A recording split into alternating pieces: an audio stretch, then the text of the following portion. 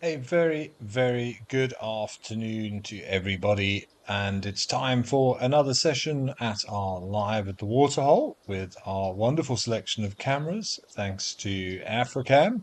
And we've started out today somewhere where we don't often visit, certainly when I'm around, which is at Kruger Shalati Sunrise within the Kruger National Park itself. As you can see there, my name is Ben Coley. I will be with you for the next 2 hours, and we will see what we will see. But this is a beautiful way to start. One of my favorite birds that we find out here, because we don't see them all too often, and it is hugely impressive to see one. This is the world's largest heron, a Goliath heron, who is busy fishing away in the shallows here. As you can see on the screen, if you are just joining us for the very first time, this is live and interactive for the next 2 hours. So please do send in all your questions, your comments, where you're from, what you're up to, anything you want to know about what we're looking at, or anything to do with the natural world. And as always, I will do my absolute best to come up with hopefully some sensible answers for you.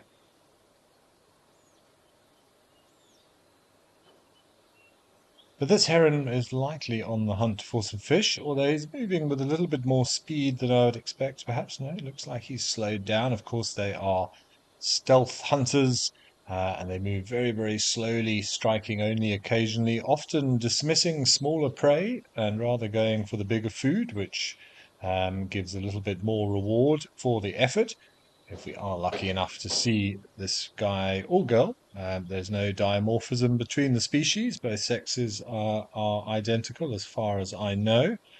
We'll see that long neck coil up, and then strike down with that long pointed beak, often just stabbing the fish, skewering it, spearing it basically, before taking it to a perch, and devouring it whole, swallowing it, maneuvering it, manipulating it so it's head first, so the scale grain is correct, and then swallowing it. But sorry, it seems we had some issues at Shalati, so we've zoomed across the country to Madikwe Private Game Reserve to the beautiful vista at Jamala.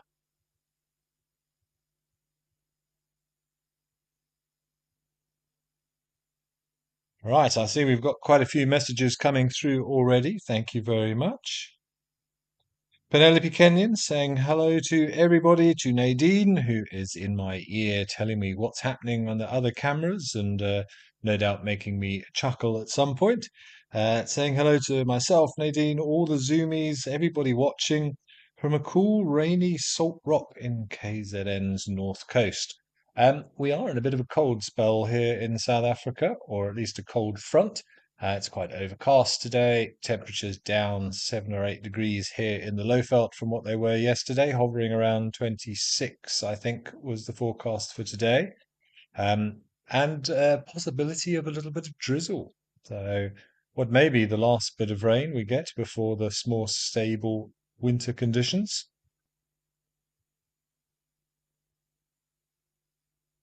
Okay, looks like the cameras have sorted themselves out. So let's head up to Kenya to Oldonyo, as I'm sure there will be either elephants or giraffe. Let's go have a look.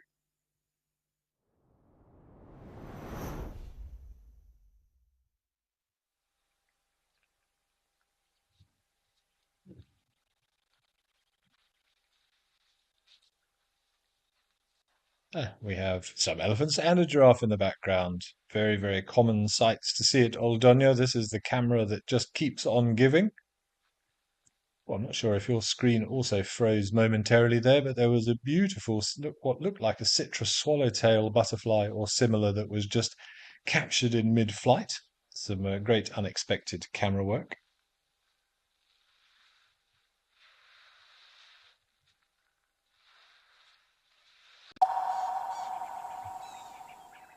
Join Wild Earth Travel on a unique nature adventure in the Greater Kruger Park. Legendary master tracker Renius Mhlongo leads a 4-day animal tracking experience in the Sabi Sand Nature Reserve. This experience offers a life-changing chance to track Africa's iconic animals on foot with a master of his craft. Renius is joined by Wild Earth presenter and expert storyteller Amy Krantz, and together they will connect you to Africa's wild heart. Join the Wild Earth YouTube superfan community and unlock a world of additional perks. Get exclusive early access or discounts to Wild Earth travel deals. Wear the best bush attire with merchandising discounts. Enjoy an interactive live monthly private safari. Don't miss out on the ultimate fan experience. Join the YouTube superfan community today.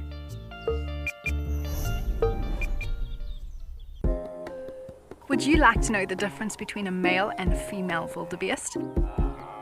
You can ask me questions like this in real time. Our safaris are live and interactive here in the heart of Africa.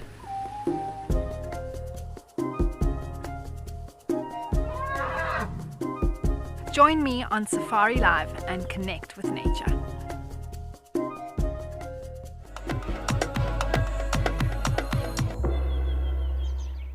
Join our expert guides at dawn for a live, immersive safari as the bush comes to life.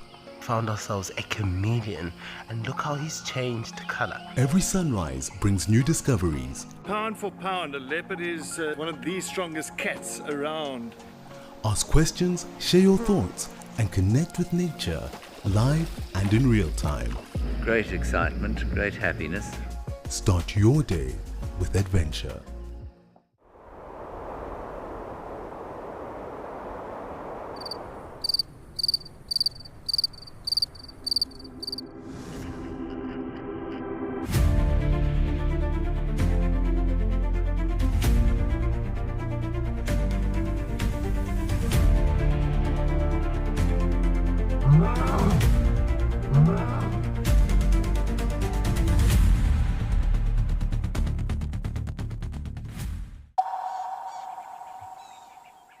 Surprisingly good olfactory capability, so there may be something to do with pheromones, but I imagine it would rather be to do with the calls that they give out.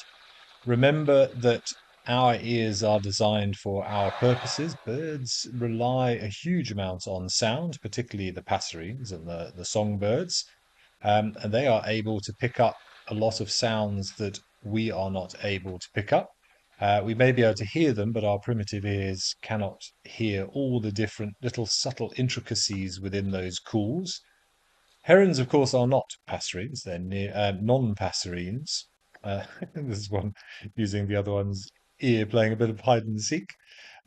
So they're not well known for their vocalizations. So I imagine there would be something in that, maybe smell, maybe body posture. It's a good question, Lilymas. I will have to see if I can find you anything specific in terms of research. Look at these two elephants having a bit of a play. Oh, beautiful. Look with the trunk scooped over the other one's forehead. Mutual scratching posts.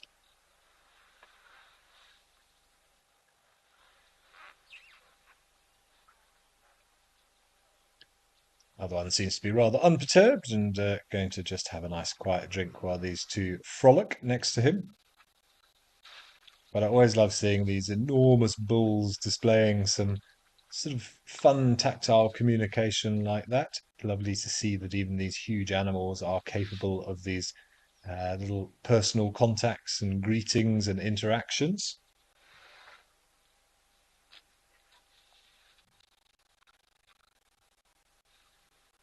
And Ellie, you're thanking me for being our host today. Well, I hope you enjoy it.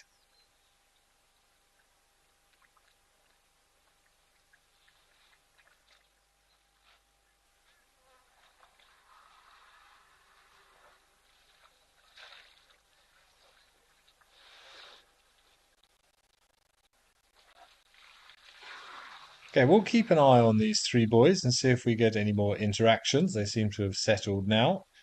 Quench that thirst. Let's head over to Rosie's pan quickly. I think we've got some more birding activity.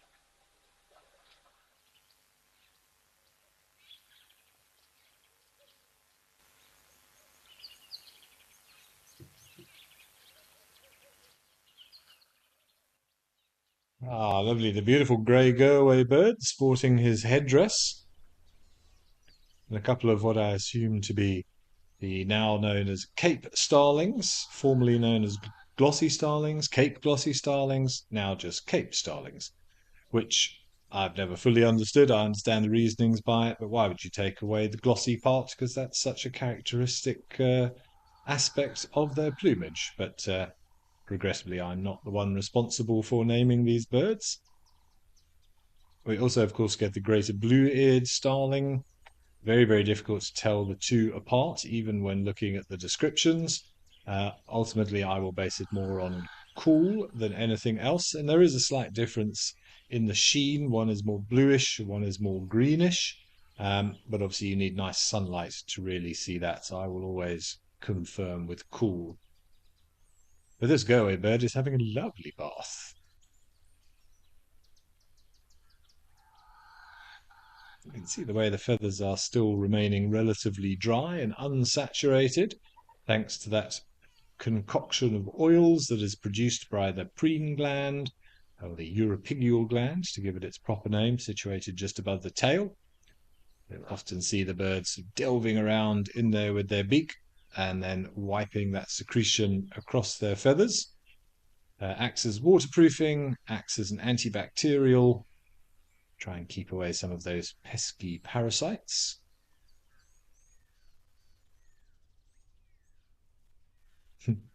Starlings are evading our zoomies.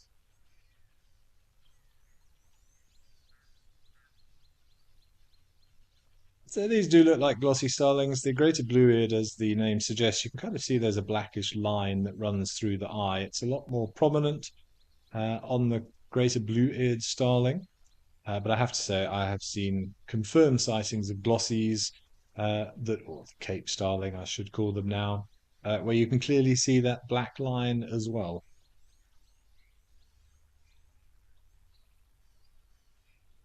Catherine, you're also sharing my, I'd say, irritation, frustration, perhaps is a better word, of all these renamings of birds. They do the same for trees as well. And yes, we learn these names and then they change them again. Um, we've had this debate many times, but the reason they do it is just to try and standardize things. Every organism has its own scientific name, derived from the Latin and Greek, from the Linnaean system, the genus and species. That will always remain the same unless it gets changed due to some new genetic information. But the problem is common names are exactly that. They're common names and nobody sort of monitors them. So it's just to ensure that if I was doing research on that starling, I can phone somebody in Angola or Mozambique and say, oh, have you seen any of these birds recently? And if we all use the same common name, at least we know we're all on the same page.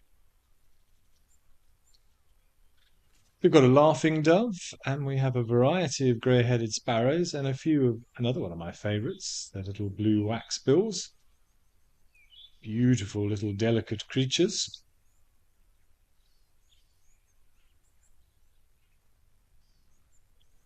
Vijay Chaco, you're asking where this is. This is Rosie's Pan in Oliphant's West Game Reserve. So just a little bit further north of the town of Hoedspruit, which is where I am broadcasting to you from. And it is still a part of the Greater Kruger National Park. So it is forms some of the western boundary of the entire Transfrontier Park. Privately owned landowners in there, but all the other fences dropped so that the animals are free to roam between the other private reserves in the vicinity and into the national park should they so wish.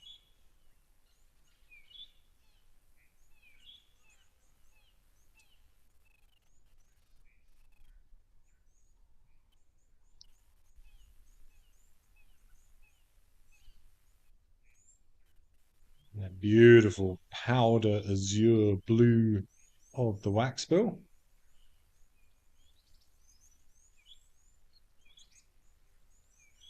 Greetings to you, Spas, as well. I'm glad you can join us. And Penelope Kenyon, you're saying you've got the beautiful red-winged starlings in KZN. Yes, we also get those up here, but much bigger in terms of size, longer tail, and a darker, more metallic blue than the glossies, the Cape starlings and the blue-eared starlings that we just mentioned. And yes, you can clearly see a little bit of that red when they're perched, but when they fly, you can see that red color.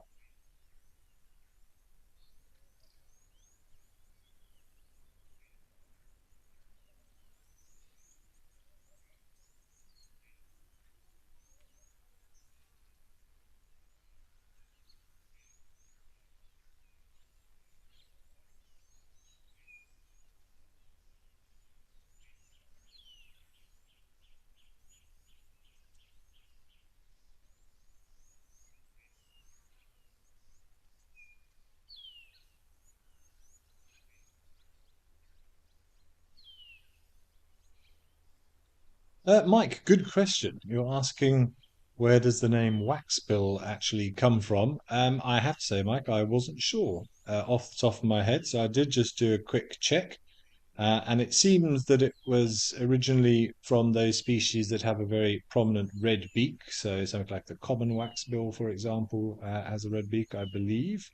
And it's supposed to resemble the red of the old wax that was used to seal letters. So that's sealing wax, not sealing as in roof, sealing as in glue.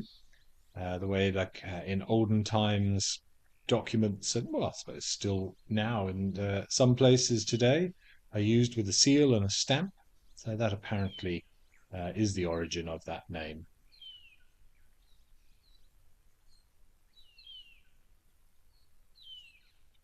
First used apparently in 1757, the name waxbill.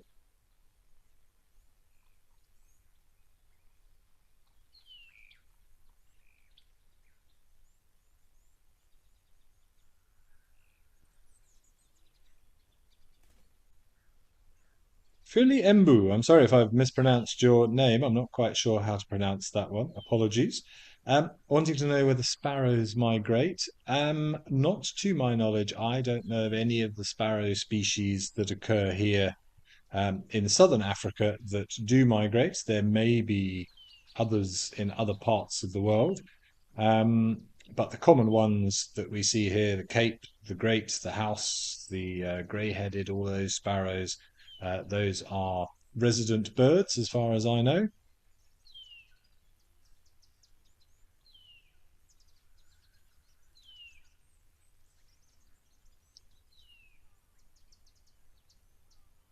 Lucy Hoodie, a pool party of birds. Yeah, lovely to see a nice diversity of species. And this grey go-away bird, the old grey lory, looking very proud on his perch after his bath, or hers. Another bird with no dimorphism.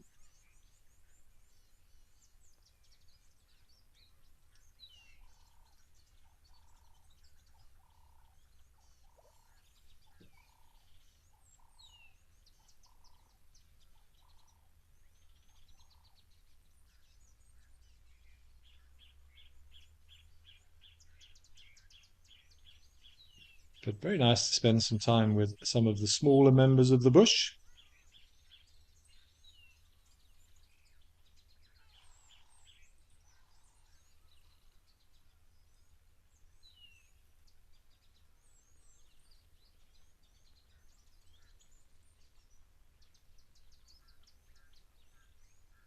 I did just have a quick look of after that question a little bit earlier about the monomorphic birds, so the starlings, the go-away birds, the herons, where there's no obvious visual difference to us in the plumage, and it seems there are a variety of suggestions, as I thought, behavioral displays, the slight vocal differences, chemical cues, possibly from that preen gland, little size differences, interactions between the two, hormonal changes. And something we should also mention is I talked about how our ears are not designed for the avian world, with how important the sound is. Those sonograms of birds are actually far more complex than the sound that we hear. But also their visual acuity is far better than ours. Many of them see in ultraviolet spectrum, so they have an additional receptor in the retina, and they see far more specific shades of color and more different shades of color. The UV ability enables them to see things, so it is quite possible that even though to you and I, a male and a female of the same species may look identical, to the bird themselves, there may well be subtle differences that will just help them, alongside all those other suggestions that we just put forth, to recognize the different sexes.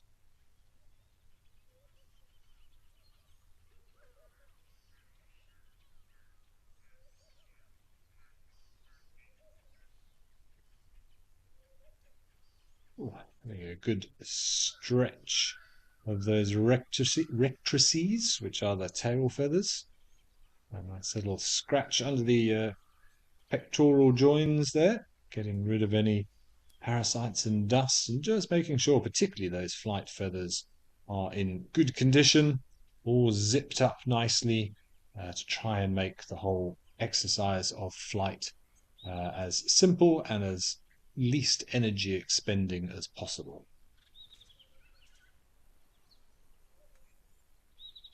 Wild at Heart, you're saying that there was a wildcat sighting here at Rosie's Pan last night. That's very exciting. Not often you get to see an African wildcat. I did see one about 2 weeks ago in the Glaciere. I was doing a stargazing evening, and one of the few clear nights we've had recently, on the airstrip. And just as we were packing up, we did a quick check with the spotlight, and there was a wildcat just sitting in the peripheries, watching us rather curiously. Possibly hiding from the great hunting dogs of Orion. But no domestic cats up in the sky. There is a lynx. I think that's probably the closest I can think of off the top of my head to any feline suggestions. Ooh, that looked like a green-winged petilia, who just disappeared off to the left. Used to be known as the Melba finch. There it is. Oh, beautiful. Look at him. And that is the male. The female don't have that great reddish colour. Another one of my favourites.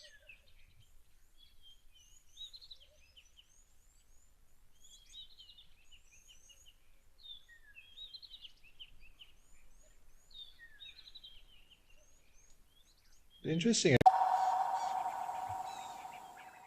We love all creatures in the African bush, from the biggest to the smallest, including the tiny little insects and arthropods, but some of them are not as charming as we'd like them to be.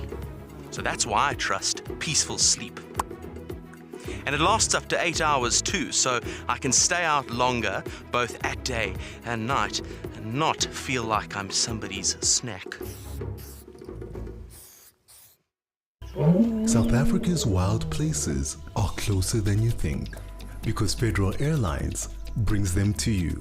From the calm of our FedAir lounge to the smooth boarding of our trusted fleet, we take care of the journey so you can enjoy the adventure.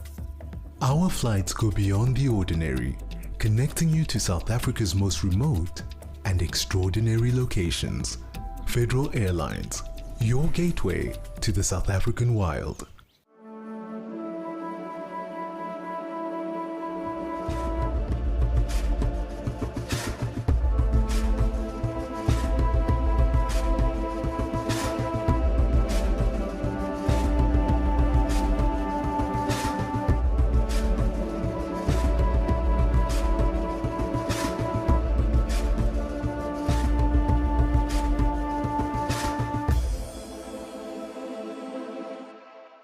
Join the Wild Earth Explorers program and connect with a community passionate about wildlife. Support our mission to share authentic wildlife experiences with the world.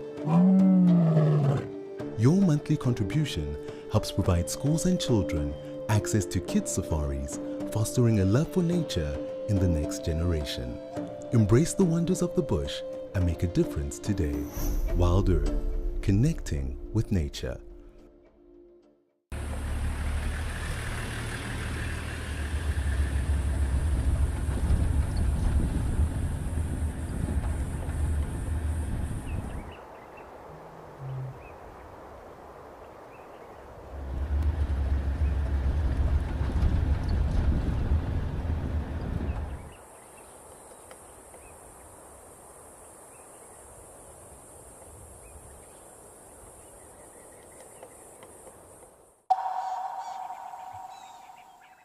security is so important for finding food, for not flying into things. And they have a lot of interesting adaptations to enable that to be possible. They have something called a pecten at the back of their eye attached to their retina. It's kind of a specialized organ that just feeds more oxygenated blood to the eye to make it more efficient. And you can actually do a little test yourself to see where where we miss a pectin, where it would help. If you uh, are in somewhere relatively dark and you make a little aperture with your thumb and your forefinger, hold it in front of your eye and shake it sort of left and right against a brighter background. So basically, your eye is going dark light, dark light, dark light. You will start to see some sort of strange colors and shapes. It's just difficult for the eye to keep up with all that changing. Oh wow, from the small to the large. All of the changing light, the muscles in the eye and the receptors can't quite keep up with it. And if you think you're a bird flying through heavily vegetated areas, you're going through dappled light, coming through all the leaves.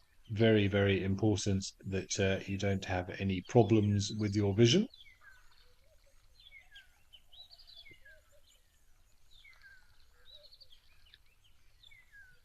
Young Mr. Elephant, wonderful to see you, but you've scattered a lot of beautiful birds we were looking at. They will have to wait their turn or find an alternative vantage point from which to enjoy their bath.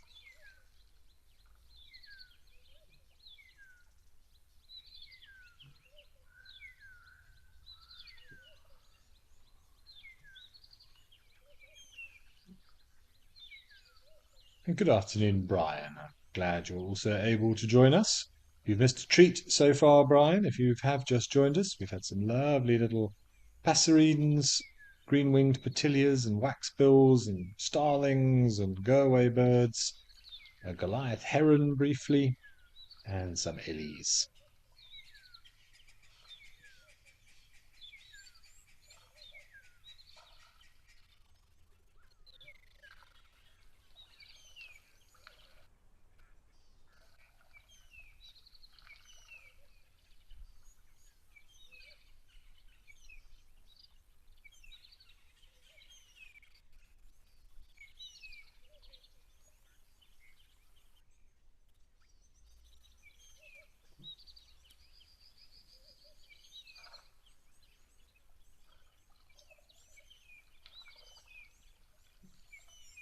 Are you part of a herd, young elephant, or are you just wandering around?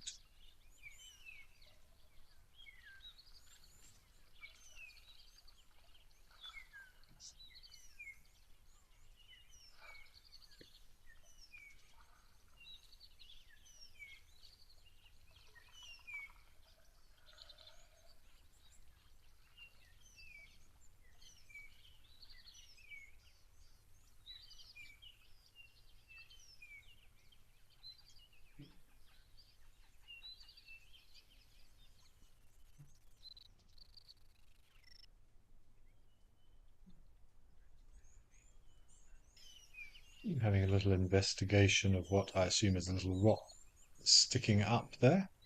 Wonder if something's sitting on it with an interesting smell. Maybe some nice minerals that have collected there after water has evaporated. Some salts and phosphates, all things that are important for a big growing elephant.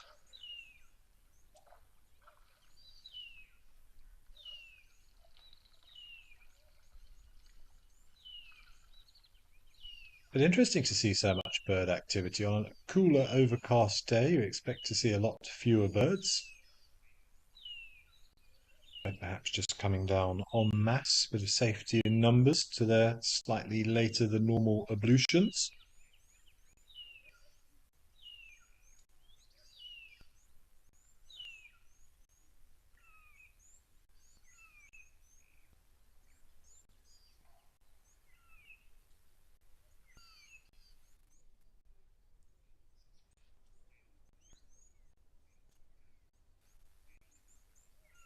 You can sniff of the surrounding area.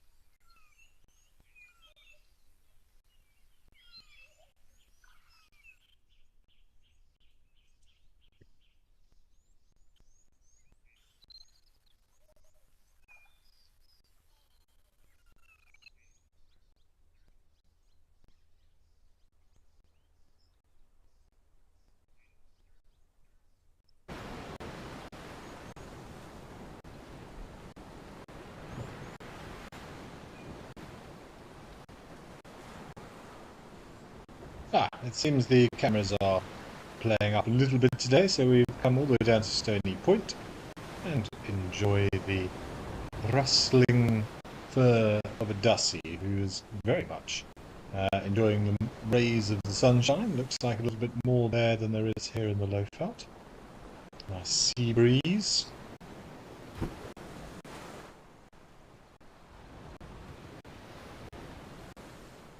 Get the impression he's sort of arcing his whole head to try and get as close as possible to the sun and enjoy the warmth.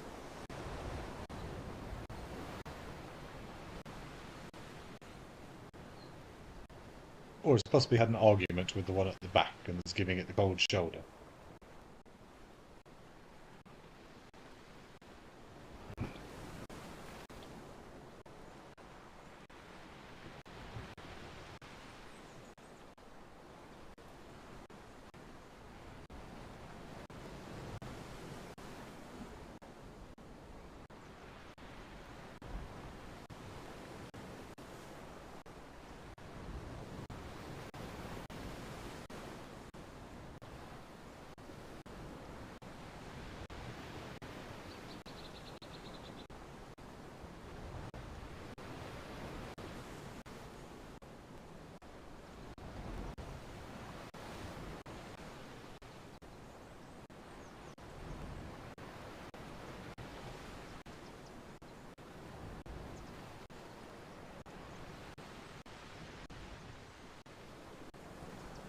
We rarely see them particularly active here. There we go. Roll over. Oh, big stretch. Look at those only three-toed feet that they've got.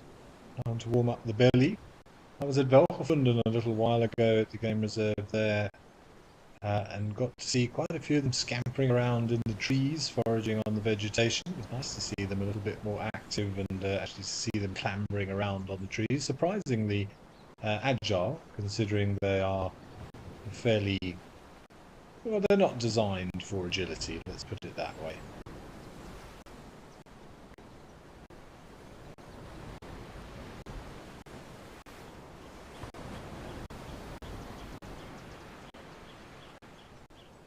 Ooh, Dark Main Lover, that's a contentious question. What reserves still practice the culling of elephants and other animals? When it comes to elephants, Dark Main Lover, I honestly don't know. I don't know of any off the top of my head that do still cull elephants. There, I have heard reports over the years of reserves that will, they will occasionally remove individuals. But I think culling is certainly not practiced that often, or not very openly these days, at least. But many other places do have to cull animals. It's something that we've said quite a few times before, and whether you like it or you disagree with it, it doesn't change the fact that if you're going to put a fence around an area to protect those animals, it has to be said. But you cannot then let those populations run rife with no controlling mechanism. Otherwise, they will eat everything, and ultimately they will all die, and the vegetation will get hammered, and it won't be able to sustain any wildlife whatsoever. So, general game getting out of control occasionally does need to be controlled. Little penguin, I still hope sitting on a nest in there. We will watch with careful investigatory eyes. But it sounds like we may have some feeding vultures up in Zim. Let's quickly head up there.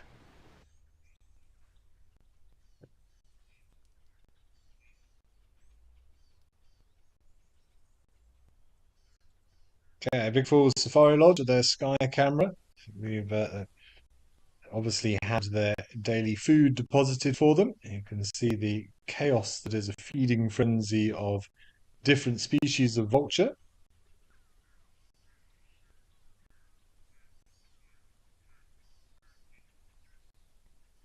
They'll be mostly white-backed, and I see a variety of hooded there. Hopefully there's some capes thrown in there. I don't see any marabou storks, but they're normally hanging around. Oh, there's, I think, possibly one at the back just waiting its turn.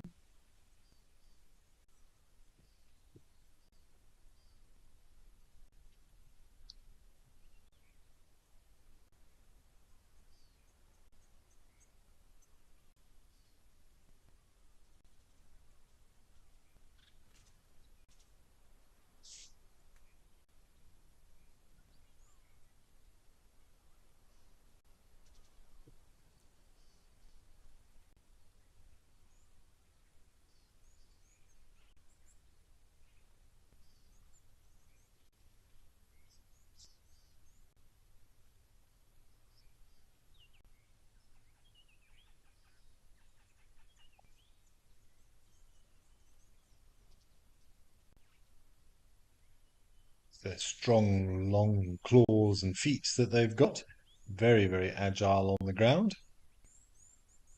And they're always amusing when they've had a massive meal to watch them attempt to take off. They do need a little bit of a runway to get that bulk up into the sky. Very, very strong birds. Captain, you're asking what are they feeding on? Well, I couldn't tell you now. I think whatever it was is long gone, but this is what we call a vulture restaurant. So vultures are, all species of vultures are critically endangered these days. So there are lots of conservation initiatives in this particular area, as I understand it. Any sort of offcuts from the restaurants and things that are not being used, any meat and bones that would otherwise be thrown away are given to the vultures relatively regularly to ensure that they can find sufficient sustenance. So I couldn't tell you what specific meat it is. It's probably a lot of beef, I would think, in there, and whatever else that is being used locally.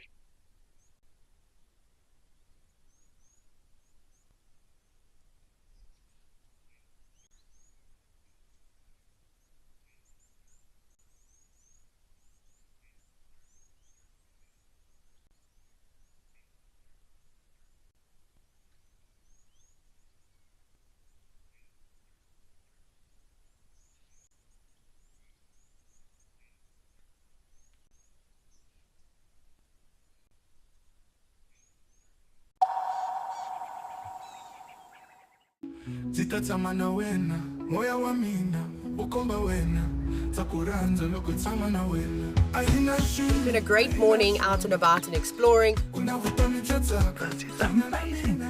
It's very hard to explain what this feels like.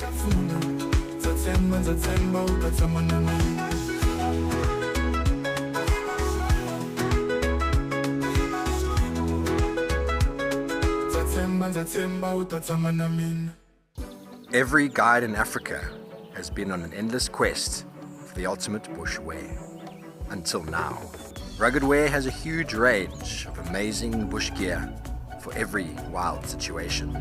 In the midday heat, those chilly winter mornings, in the storms of summer. Rugged Ware has the bush kit for every wild occasion. Locally made in South Africa, crafted with precision, stitched with quality.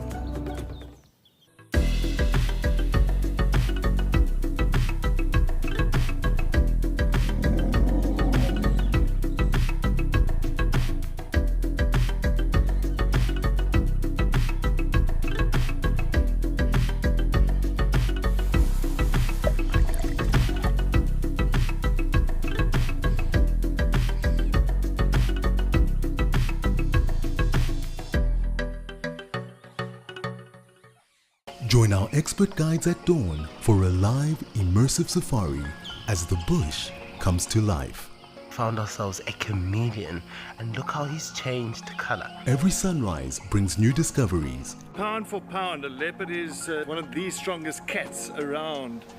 Ask questions, share your thoughts, and connect with nature live and in real time. Great excitement, great happiness.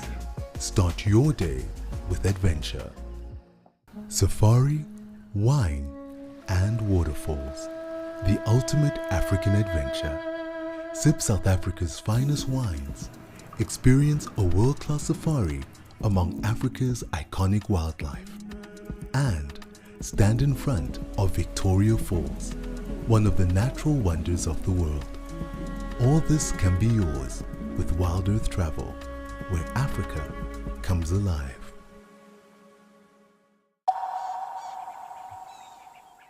Many of them now riding the thermals, going off exploring. Very grateful for their meal, I'm sure. It sounds like we've got some more bird activity down at Tembe.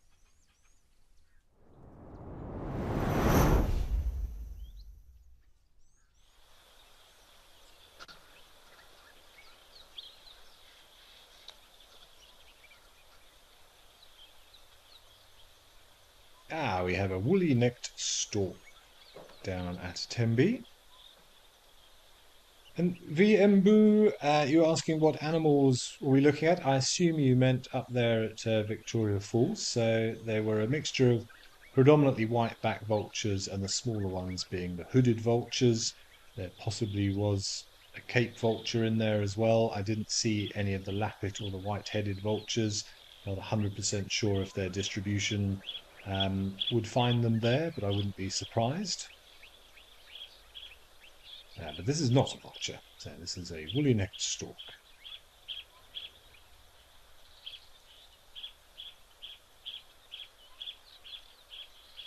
Penelope Kenyon, you've obviously been keeping a close eye on these cameras. You said that there was a lioness here at Tembe very early this morning. Well, it's a good day potentially for a cat to rock up unexpectedly today. It's relatively cool and overcast conditions, so a greater chance that those nocturnal predators are out and about today. So we will cross fingers that maybe she returns.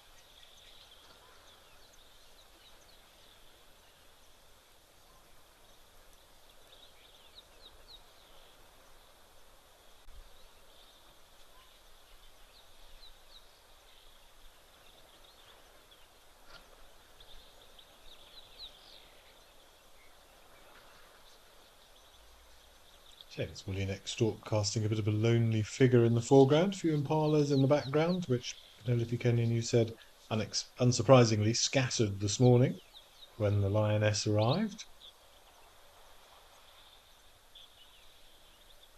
Of course, we're beginning to come into the rutting season now. That's normally April to May. I have heard a few impalas beginning to rut, to create that rather unexpectedly loud and almost predator-like sound that the males make when they're chasing each other around. These sort of grunts and growls that they produce and the snorting that goes along with it.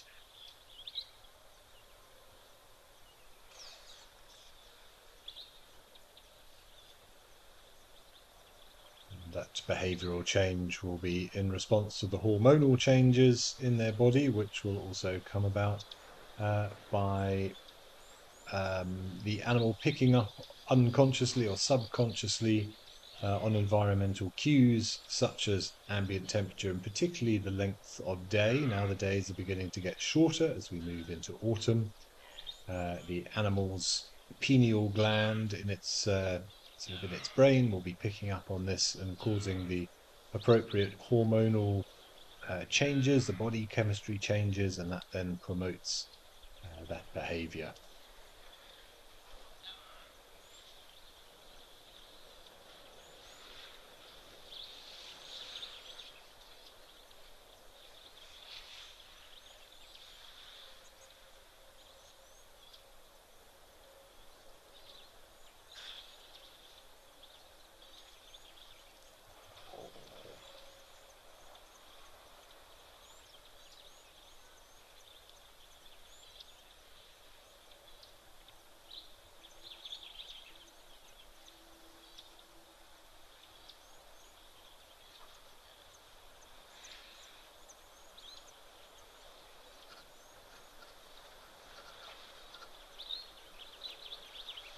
Okay, well, this elephant seems insistent upon playing hide and seek with us. I think let's go out to Kenya to Lentor, where we have our troop of baboons. Always good entertainment.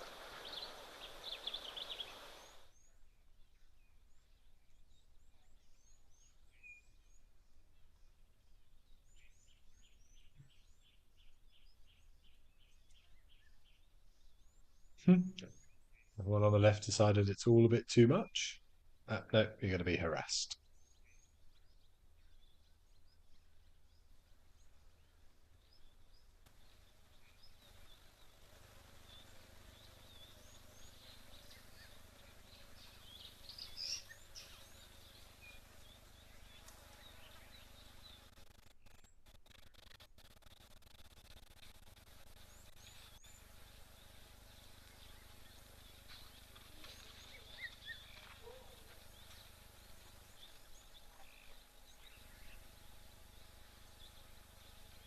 I think that one just got disciplined a little bit, doing things perhaps he was a little young for just now.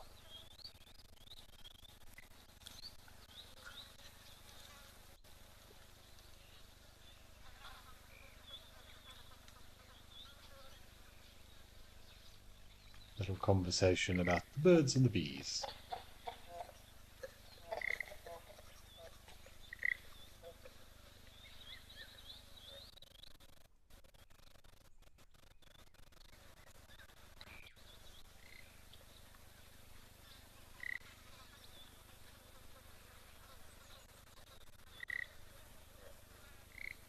Ellie, you're hoping to see that little baby baboon. Yes, we saw one a couple of days ago. Still very, very young, very black, with the pink, sort of almost fluorescent pink ears that they've got at that age. I think this is actually two boys. I thought maybe that was mum dishing out discipline, but I think this is two boys with a little bit of enthusiasm this morning.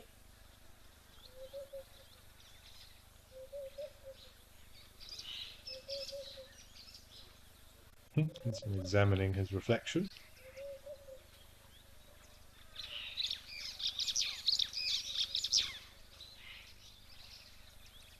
Helga Brandt, yes, saying they're sitting around like they're having a meeting. What they're discussing. Will we go today to forage? What will our plans be? Which lovely tree will we choose to roost in tonight? If only we knew what these animals were actually saying and thinking and communicating to each other. Whole other world.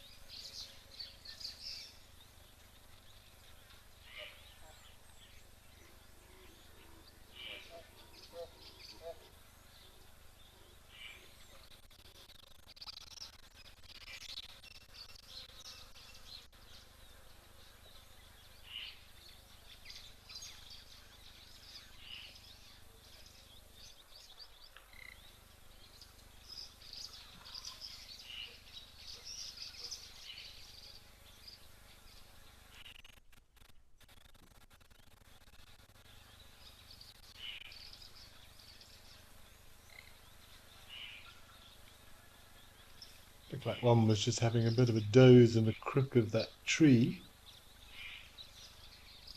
This must be like a day out of the beach for the baboons. The big male patrolling in the background.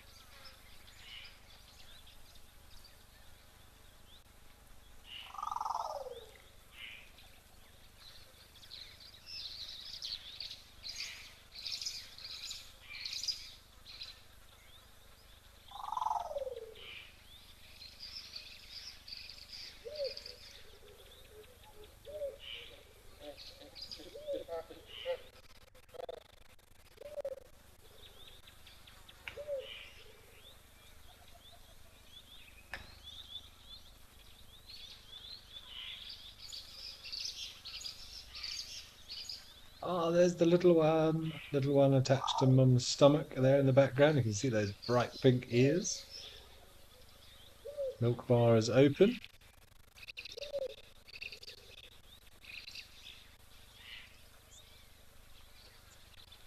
Well, there you go, Ellie. There is your little one, still going strong.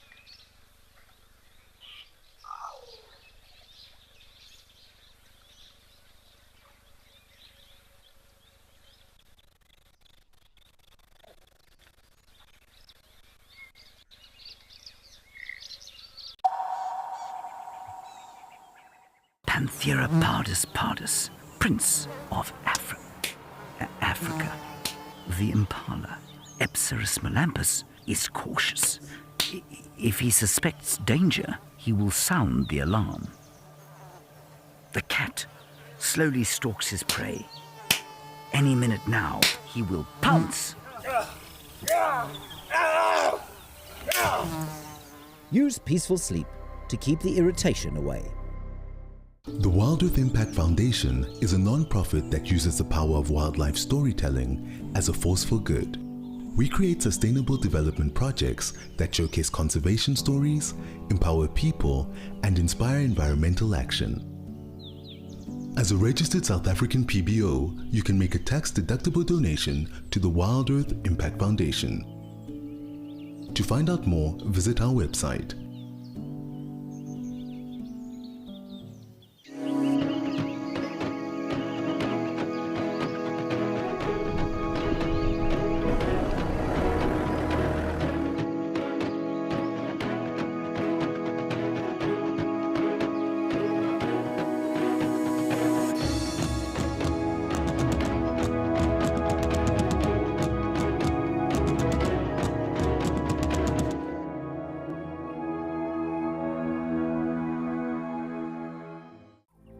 Step away from your daily stress and escape into nature with Wild Earth. Immerse yourself in the wilderness and become part of the natural landscape. Watch as everything comes alive. Join us as we slow down our thoughts, put aside our distractions, and reconnect with the wild.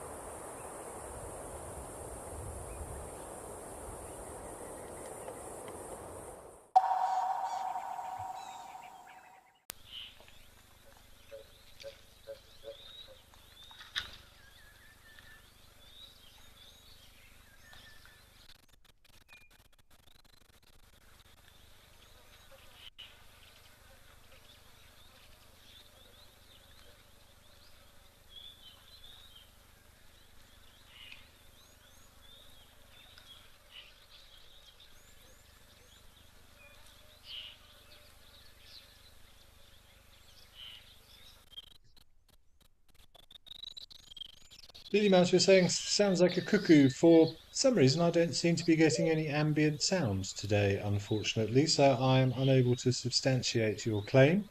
But it would be nice if it was a cuckoo, certainly. But unfortunately, I've just got picture today. I'm not sure. I must have a little tech bug in my system somewhere. Nadine, I don't know if you can hear it, if you could possibly try and whistle it or do an impression in my ear, maybe I can assist.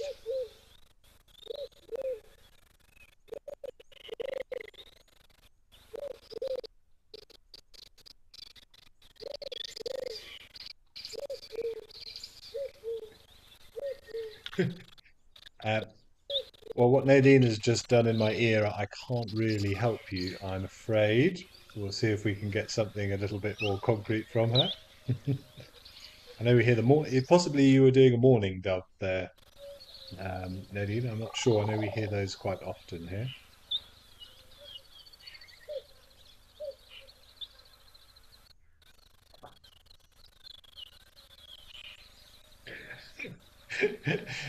I wish you could all hear what Nadine is doing in my ear. Um, as a very generalized guess, but I have to say not much information to work on. I'm going to say it sounds like a mourning dove just because I know we do hear those an awful lot at Leb Toro, but I'm afraid I can't confirm or deny Lady Mouse. I hope you heard a cuckoo because there are lots of different cuckoos, all with lovely calls, many of which will be departing this area soon as we move into April. The migratory birds will soon be departing.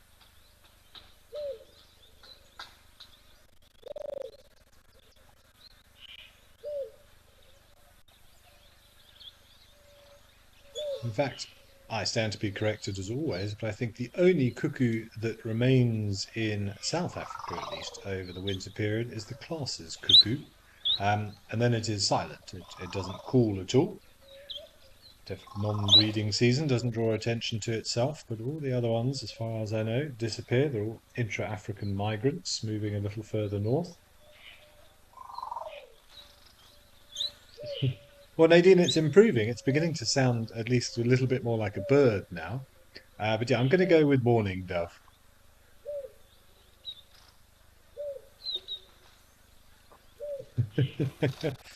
Yes, exactly. The only cuckoos left in South Africa is you, Nadine. Shame, sad but true.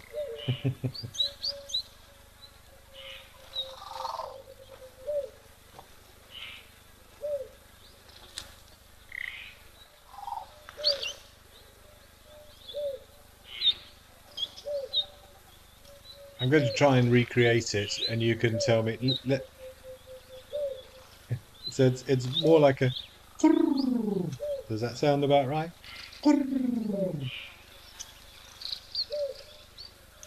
Sorry, everybody, whilst Nadine and I try and decipher this.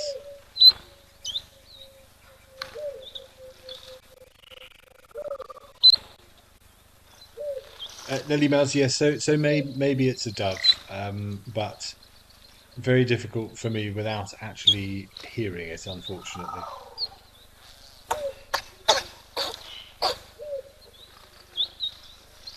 Maybe if you can, do a quick online search for African mourning dove and see if you can find a recording of the call and see if you can double check it for yourself.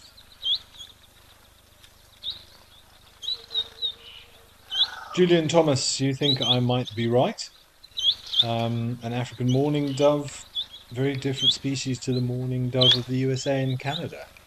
Yes, I would imagine so, probably with its own distinct language.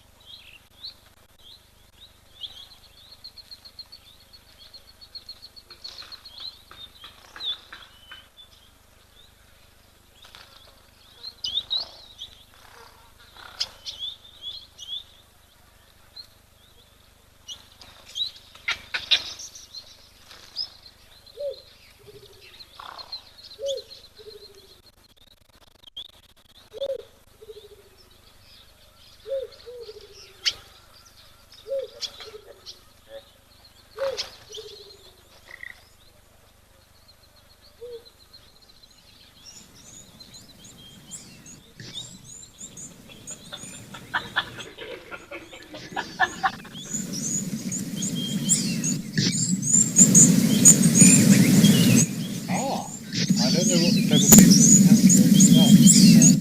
What I've done.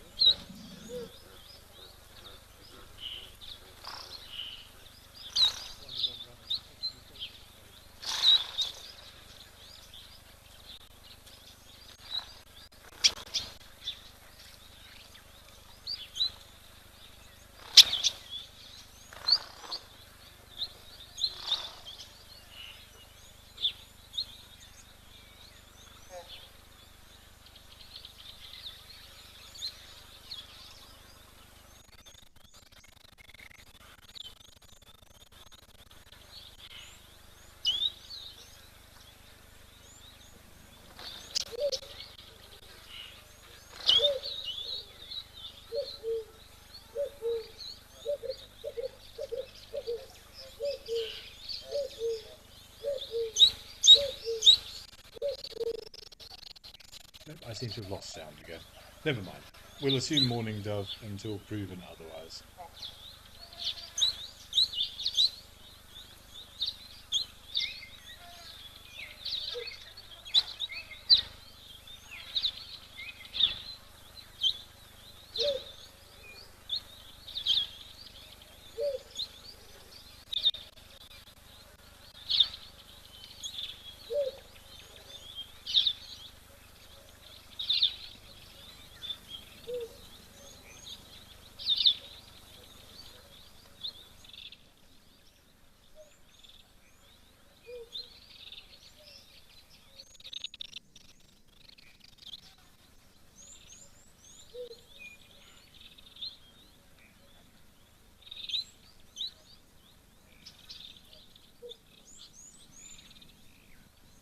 Things seem to have settled down now amongst the troop.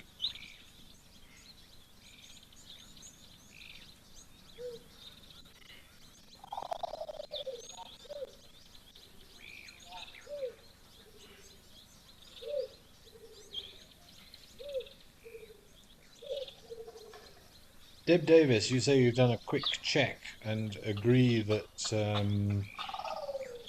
American mourning doves are not related, which you say is strange because they look similar. I'm afraid I don't know what the American mourning dove does look like. I will have a little look. Yeah, more research needed, as you say. Well, of course, there's a lot of new research that's constantly coming out regarding different species and things being subdivided into subspecies and things that we didn't think were different that actually are based on genetic testing. So we live in an interesting world now where we're finding out all these little subtle differences between things which we did not know existed. We didn't have the ability to look at it in such detail.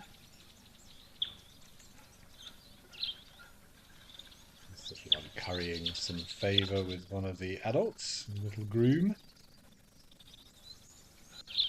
Blizzard King, you'll hope they'll go for a swim. That would be nice to see. I've seen them sort of wading across channels of water, but not really having a full-on swim. Although here we saw some banded mongoose having a bit of a swim a few weeks back. That was interesting, something I've never seen before.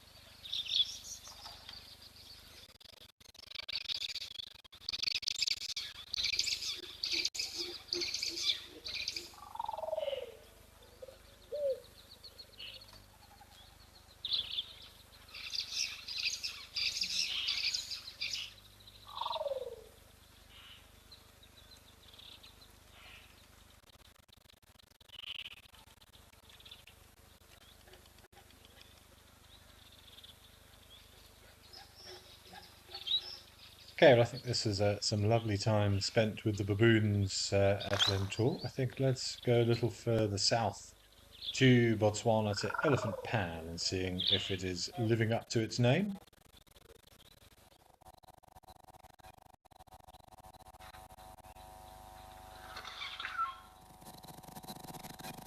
Ah, hello, big boy. What have you found in between the tree trunks there?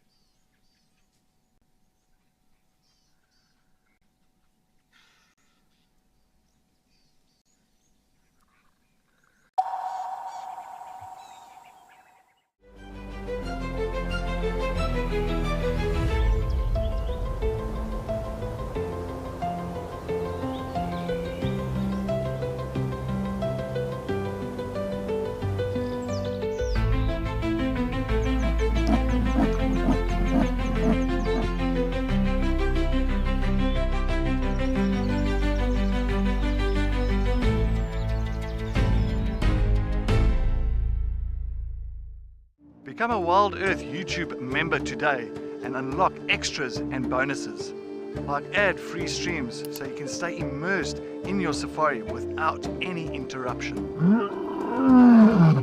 your burning questions answered first by me or other expert naturalists. Join now to avoid missing out on these amazing benefits. Help us connect people to nature.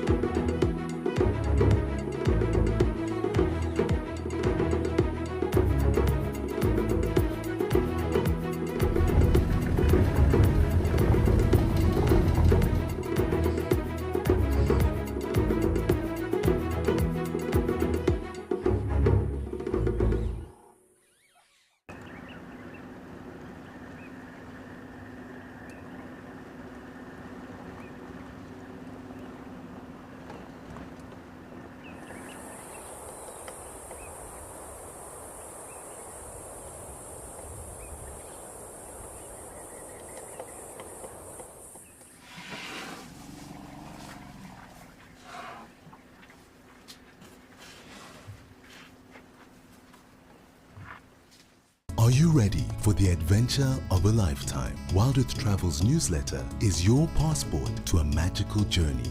Explore exclusive travel options featuring special offers at stunning Wild Earth locations and all hosted by your favorite presenters. Don't miss out. Head over to our website and subscribe to the Wild Earth Travel newsletter today and stay in the know on all our unforgettable adventures. Wild Earth Travel, where Africa comes alive.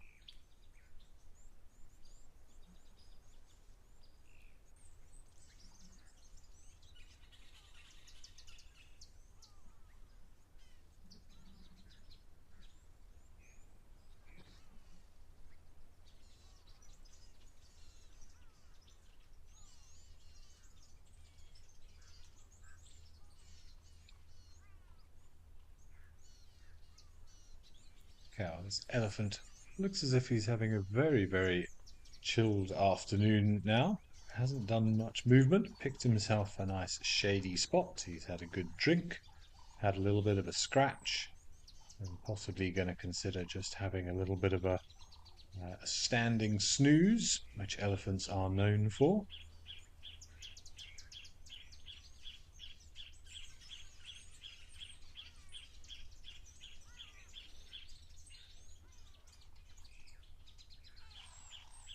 Oh, of course, now I've said that, he's decided to wander off.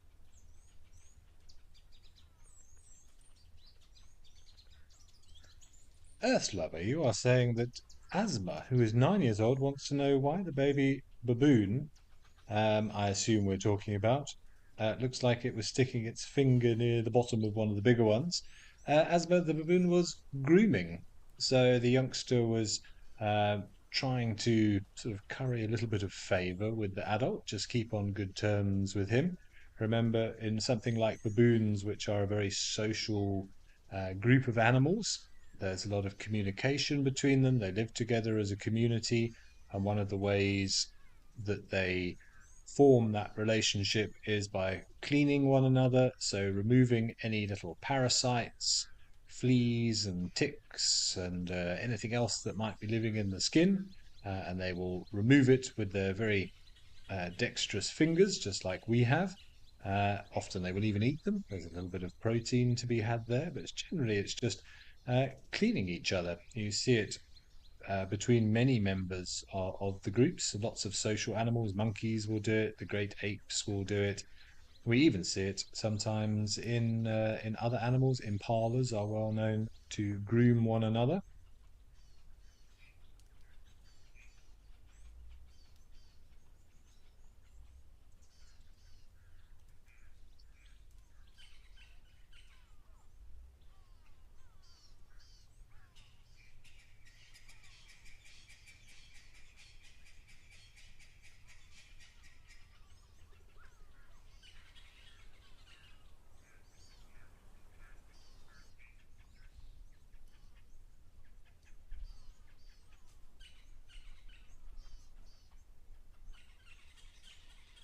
Yeah, after I said the elephant looks as if he was beginning to sort of camp down for an afternoon of relaxation, he decided to wander off. You've got to love nature, as I'm sure we all do. That's why we are here enjoying this. Even though we're not seeing anything specific, still beautiful views, and amazing to think just how much life and how many organisms are hiding in that thick belt of Mopani on the other side of the pan.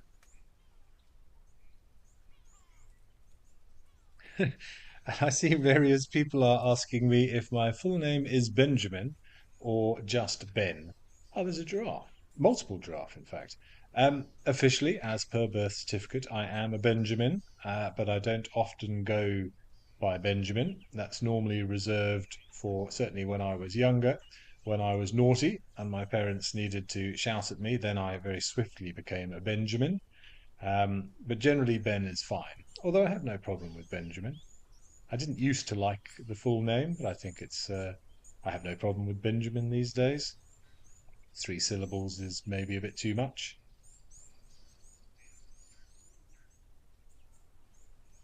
This one having a bit of a scratch on the tree limb. Picasso, you're saying that you've noticed that impalas' pupils dilate when using the infrared camera, and do baboons do the same? As I understand your question, you're saying that they are bigger. I assume you mean that when they look at the camera when it's in IR, you can see that the pupils are much larger and they'll be reflecting back white. Well, that's just because the infrared light doesn't actually shed any visual light into their eyes, which means the pupils don't have to dilate in order to try and restrict the amount of information that is coming in to the retina and the optic nerve. So we see it with all animals at night time. Through the IR camera, you'll see that their pupils are dilated much larger, much bigger, because they are trying to um, get in every last available amount of light that they can so that they can see. And therefore, I assume that the baboon pupils would do the same thing. But I don't think I've ever actually seen baboons in infrared light because they are normally sleeping up in the trees. They're not very active. So we don't normally get an opportunity to shine the IR light and the infrared camera on baboons. But I would assume if the baboons were active at night time, we would also see their pupils very dilated to capture what little light there is. Obviously, on a cloudy night or a moonless night, their pupils are likely to be larger than if there is a full moon, because that does produce quite a lot of light on its own.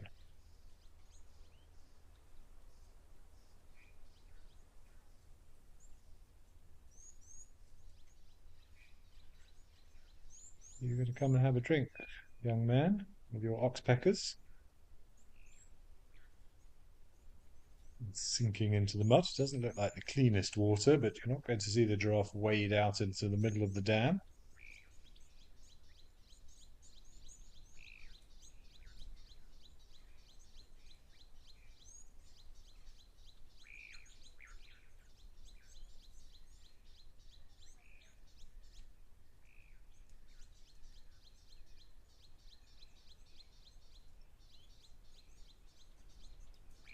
Yes, Captain, nice to see a big group of giraffe like this. We've got 6 or 7 members there. All look like males. If we look at the ossicones, you can see the balding spots on the top of those cranial protrusions. Possibly, is that a female at the back, maybe just wandering off? Very loose social structure, of course, giraffe. I heard it described the other day as a fusion fission or a fission fusion relationship or structure, which I haven't heard before, but we generally go with the slightly more simplistic temporary associations, whereby there is no strict rule and that they immigrate and emigrate as a group, sometimes together, sometimes on their own, but not unusual to see either individual bulls, groups of bulls, or groups of females with young. These two in the middle now certainly do look like youngsters, so whether there is a mum around somewhere. But we also can never quite tell because they do spread out even if they are together as a group, and they'll keep in contact because they can see over a lot of the tree line. So a structure may be a little bit more substantial than perhaps we realize because we can't see the other members.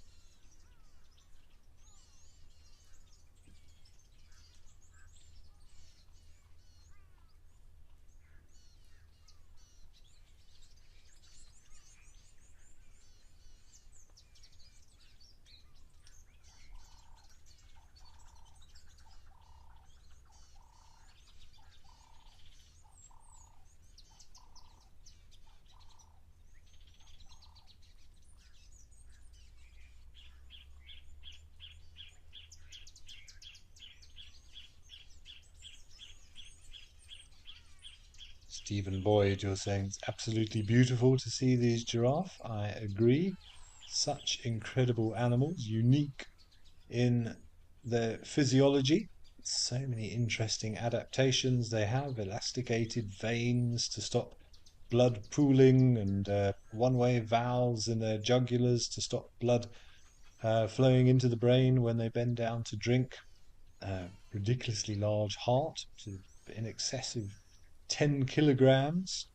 Very, very heavy because of the extra muscle needed in that left ventricle to pump the blood up that long neck. Can be up to about 7 centimeters thick, so more than double a human heart. But when your average blood pressure is 280 over 180 or thereabouts, you need a fairly substantial muscle to facilitate that movement of the blood around that strangely proportioned body. But something inherently beautiful, and I always call it an awkward grace, watching giraffes. They look so uncoordinated, yet pull off this beauty at the same time.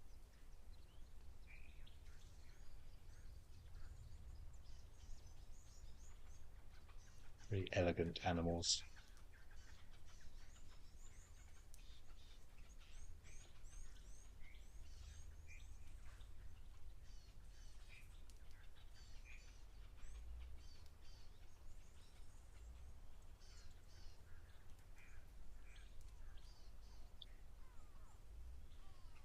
Plus, how good is their eyesight? Again, I wouldn't know how to equate it, and I don't know officially, but they do have very large eyes if you look at the size of their eyes compared to their head.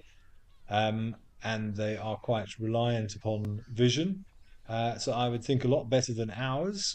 I'm not sure if they have bichromatic or trichromatic vision like we do with the red, green, and blue receptors. Many animals don't have the red receptor in their eyes, so see a slightly different spectrum than we do.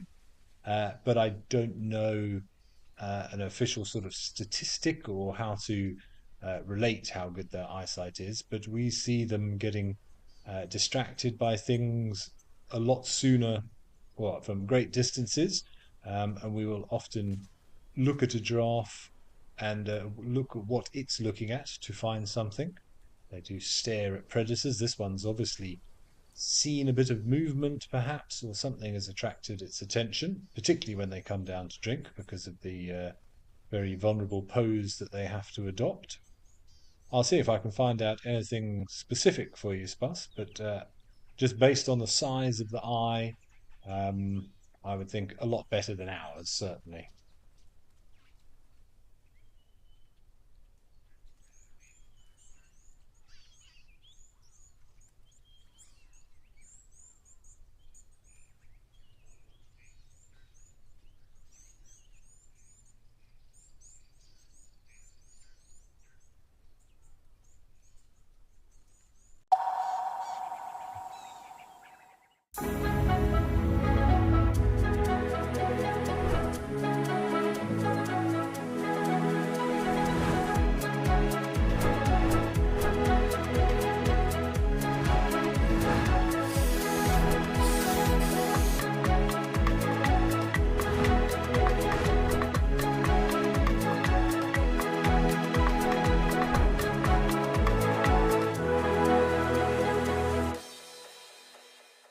Become a Wild Earth YouTube member and unlock exclusive bonuses and benefits. Enjoy uninterrupted, ad-free streams so you can stay immersed in nature. Have your burning questions answered first by me or other expert naturalists. Enjoy exclusive access to special broadcasts and videos. And help us to connect people to nature.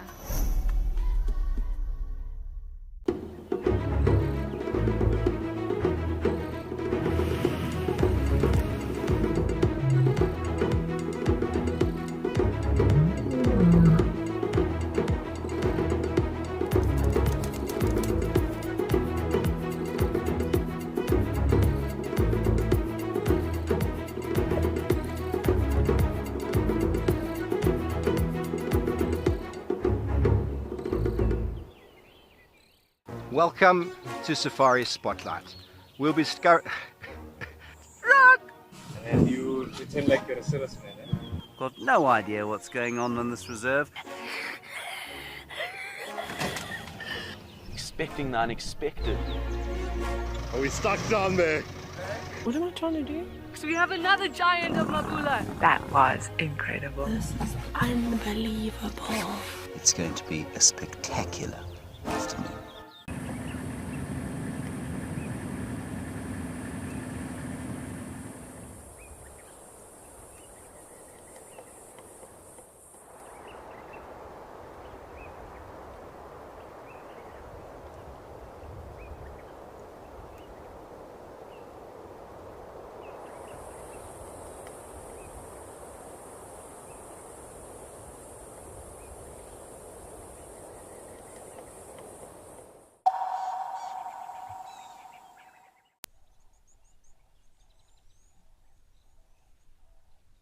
Up at Hwangi in Zimbabwe. Oh wow, we've got some wildebeest and we have some crowned cranes.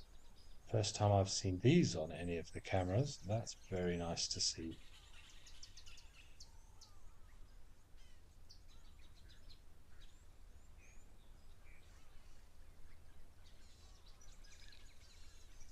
I remember seeing some of these up in Tanzania, I think, whether it was the same species or not, but never seen any crowned cranes in South Africa.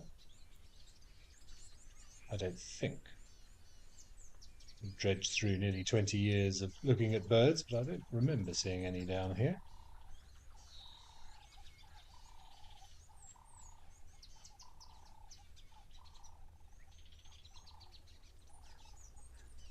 Amazing little headdresses that they've got.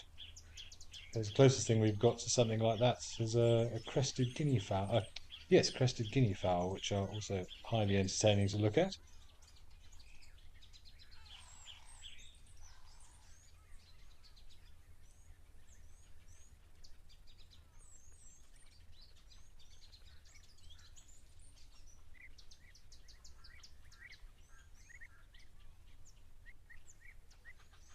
So these cranes are omnivorous. They'll eat grass seeds, they'll eat some leaves, also invertebrates. They'll feed on frogs, lizards, small rodents, all sorts of different things, a variety of insects as well, and even things like millipedes, apparently.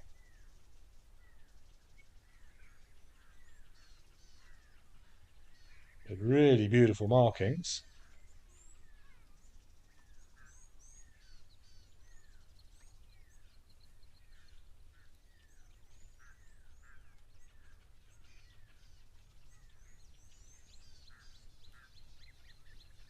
See that lovely little red wattle underneath the throat.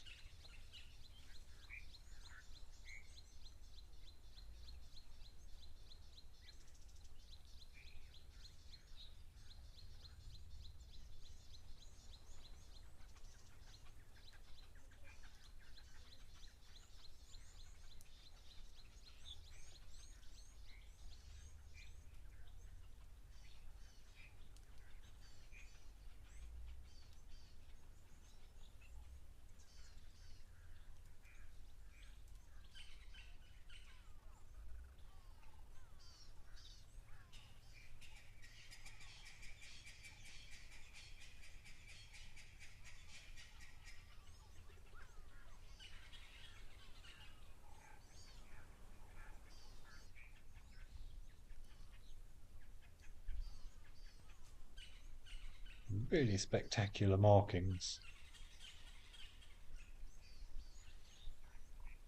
Ellie, you're agreeing with me that these are very beautiful birdies. Yeah, they are indeed.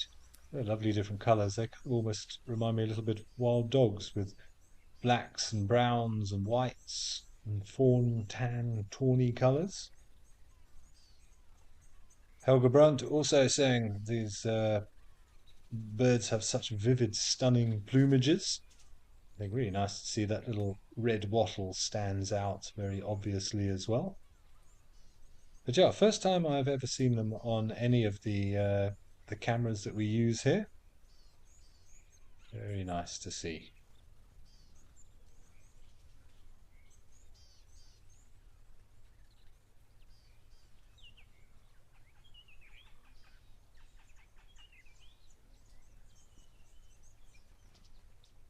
Was well known for their courtship behaviour at the appropriate time of year. They're well known for doing that special dance where they bob their heads up and down and then they bow and then they leap into the air with their wings spread and their legs sort of hanging down. I've seen footage of it, never seen it in person, but always fun to see the birds doing their little courtship displays.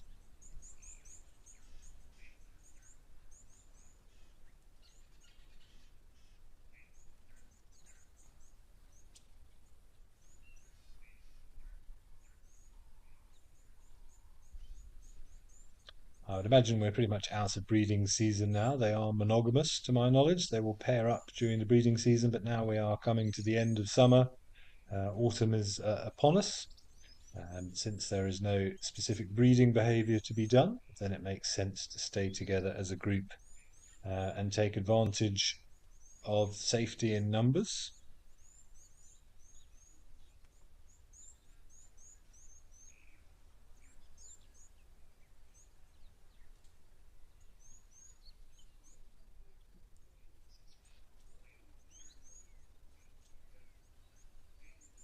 Wild at Heart, just thanking Nadine. For those of you who are not following on all the specifics, Nadine has left the building, or at least left my ear, to be replaced with the lovely Mika. She is now looking after us all.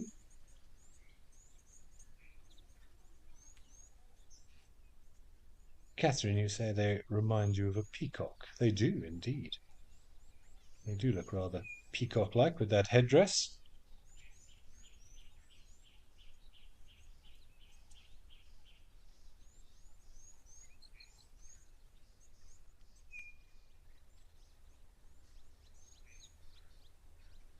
And there is a constellation named after a crane as well. Grus, the crane, a southern hemisphere constellation, as well as a peacock, Pavo the peacock.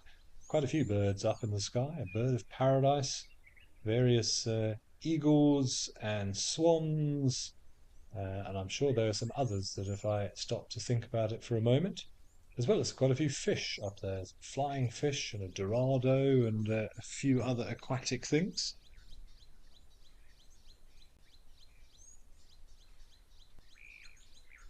Lady Macbeth, you say you've never seen a crested guinea fowl on the cameras? No, neither have I, but as you said, they would be at Tenby.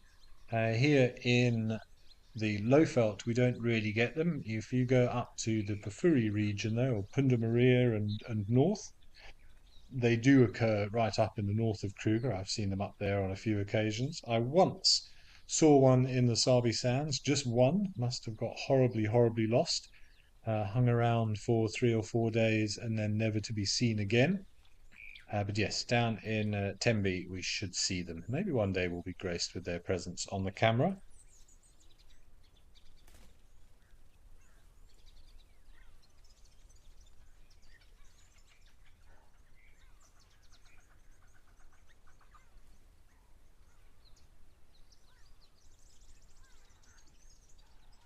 Okay, well, that was very special, though. First grey-crowned cranes for me on the cameras here. But let's leave the cranes for now and head up to Oldonyo. I think we have some more giraffe.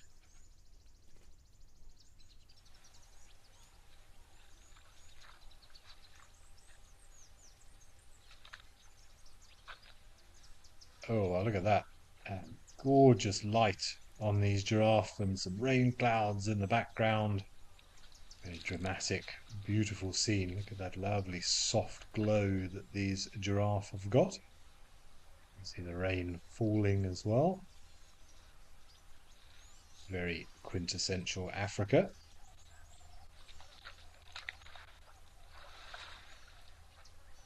Brian, back to the cranes. You're asking, how do you tell the difference between male and female? Brian, again, as far as I know, they are there's no dimorphism. They are monomorphs, whatever the right terminology is. No difference visually to us, at least, between males and females.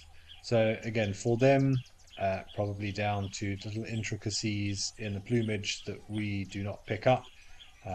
Things reflecting under UV light that the birds will be able to see that we will not.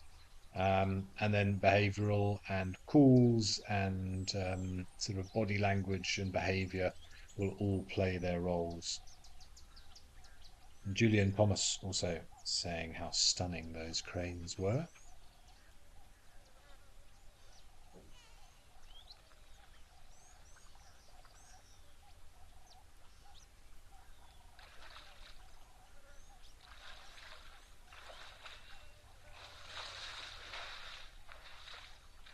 This, of course, is the Maasai giraffe, whereas down at Elephant Pan we were looking at the Southern African giraffe. You can see the difference in the patterning of the coat, a lot more jagged and close together, these patches of the darker orange.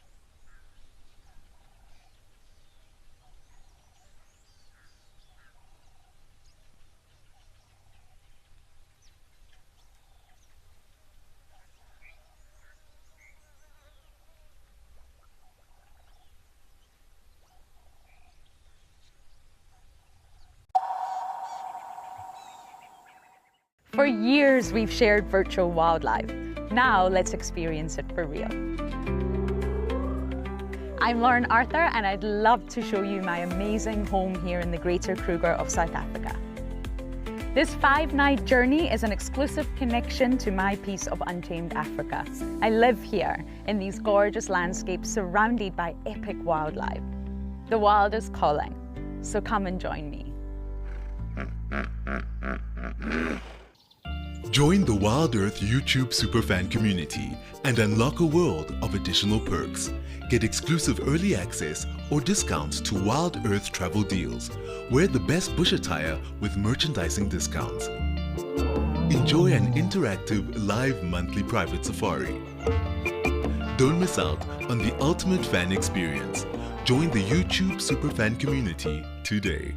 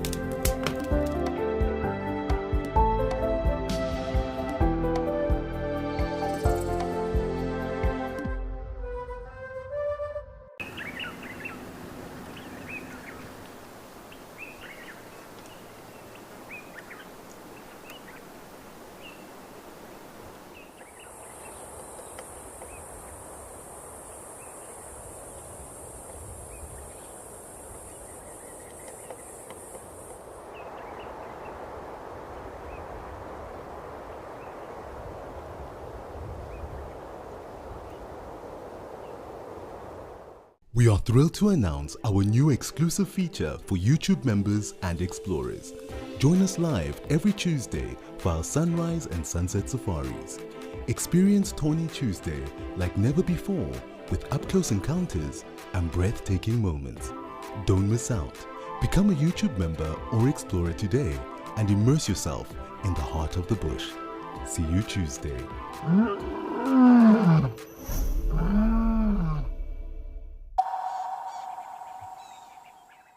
Side on to us, we see more of the profiles. Stunning markings around the face, this boy.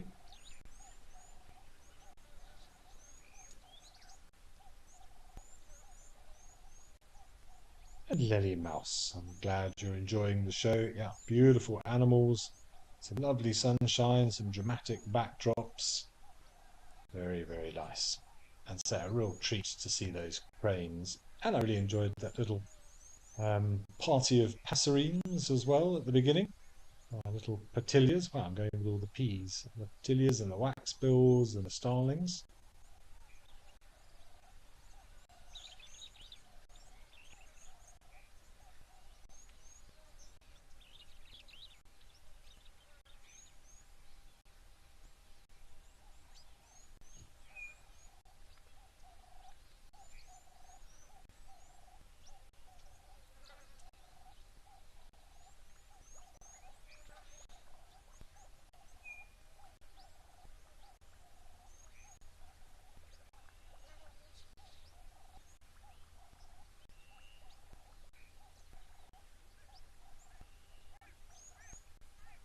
So not unexpected this time of year up in this area of Kenya.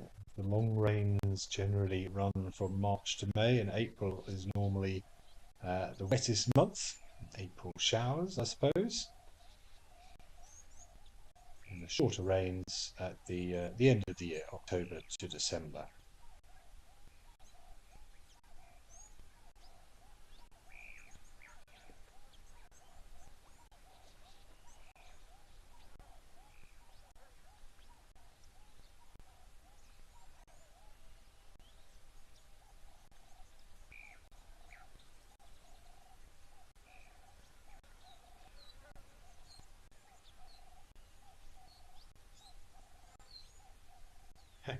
Richard B, you're commenting on those umbrella thorns or the flat-topped acacia trees in the background, the FNB trees as you called them. Yeah, it's the logo of First National Bank, one of the main banks here in South Africa.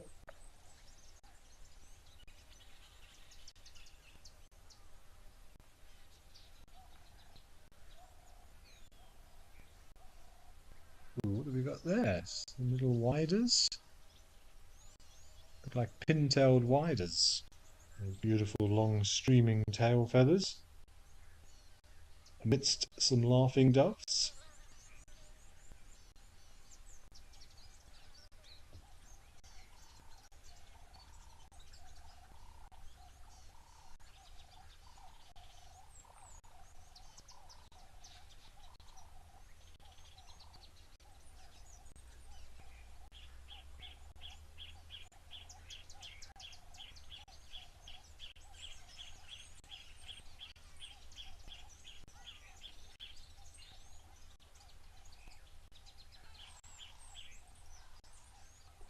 Yeah, it looks like a little wood dove at the bottom left, emerald spotted wood dove and ring-neck doves at the top. But I think let's zoom all the way from Kenya down to the Eastern Cape to Mantis Founders Lodge.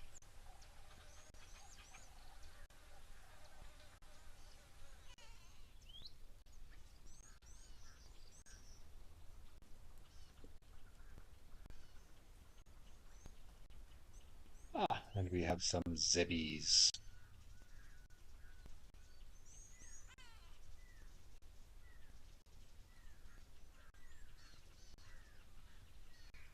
It's rather stoic. The zebra's just contemplating life by the looks of it.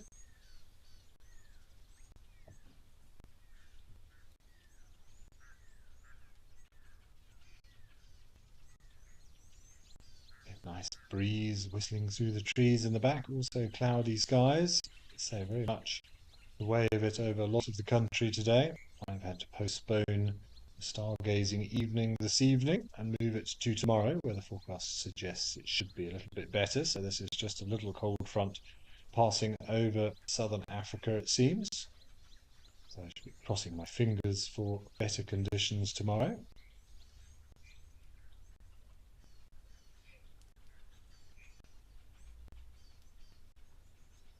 Oh, and don't forget, all of you in the Northern Hemisphere, 29th is the partial solar eclipse. How partial it will be, of course, will be dependent upon your latitude.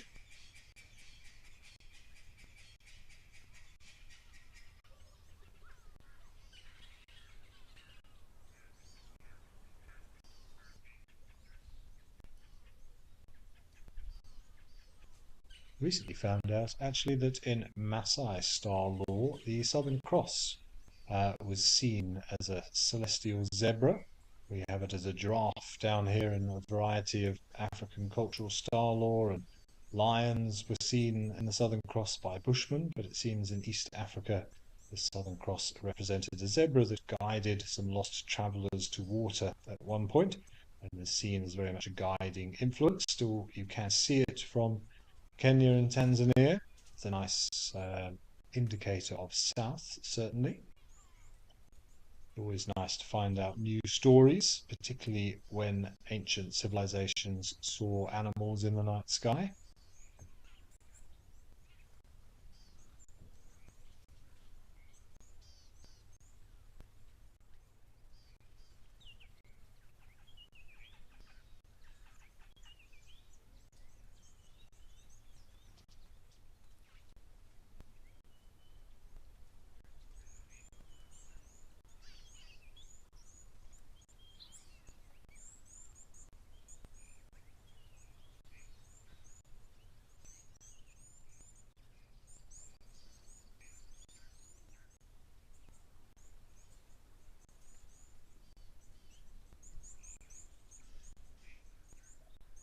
Looking very contemplative today. Oh, something attracted his attention.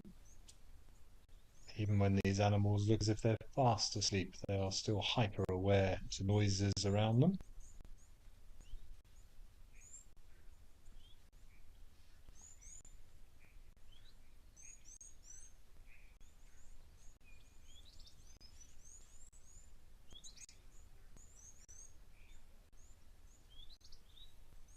Difficult to sex these two from this angle. I would say the one at the back, I'm pretty convinced, is a male. Just looking at the stripe pattern, looks a little bit more contrasty, which you often find in the males, but only one way to be sure.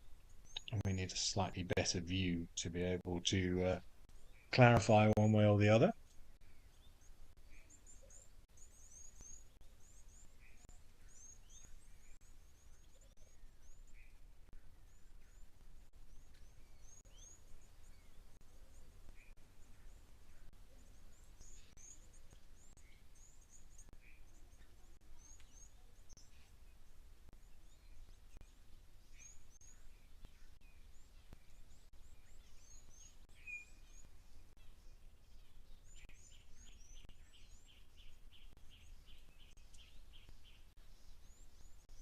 Lovely open scenery of the Eastern Cape.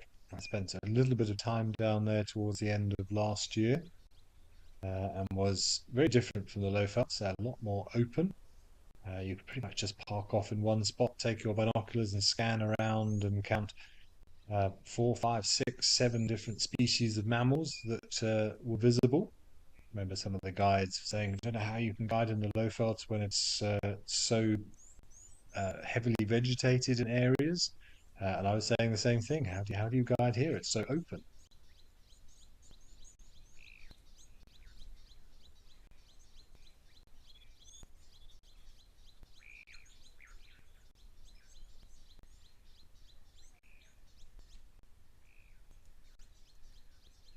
Okay, well, a quick scan around. Not much else happening here at Mantis Founders Lodge. So just some more stoic zebras. So let's go to Cat-Eye Pan back up in the Lowveldt. I think we've got some elephants.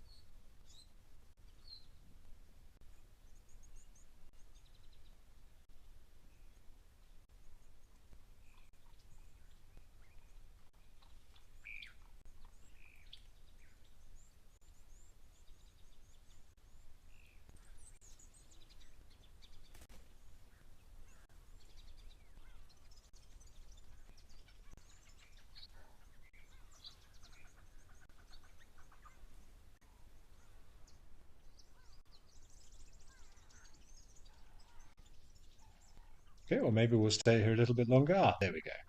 Cat eye pan and the... So we may have just missed the elephants having a drink, just a small herd.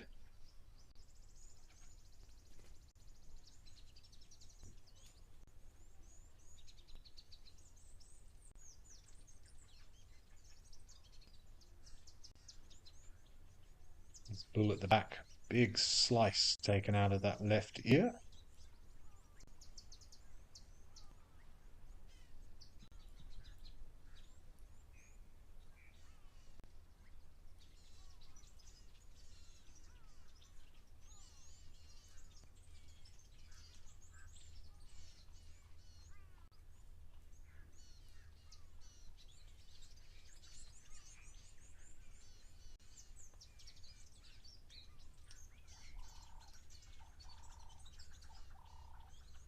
You see the colour change in the grass, and only a few weeks ago this would have all been lush and green.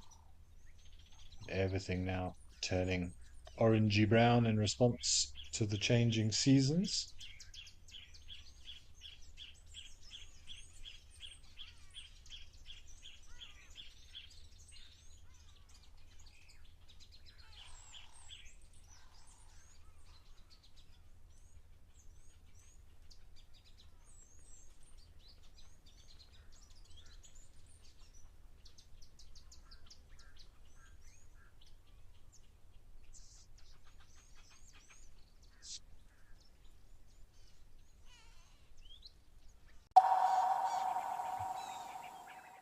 We love all creatures in the African bush, from the biggest to the smallest, including the tiny little insects and arthropods, but some of them are not as charming as we'd like them to be. So that's why I trust peaceful sleep. And it lasts up to 8 hours too, so I can stay out longer, both at day and night, and not feel like I'm somebody's snack. South Africa's wild places are closer than you think, because Federal Airlines brings them to you. From the calm of our FedAir lounge to the smooth boarding of our trusted fleet, we take care of the journey so you can enjoy the adventure. Our flights go beyond the ordinary, connecting you to South Africa's most remote and extraordinary locations. Federal Airlines, your gateway to the South African wild.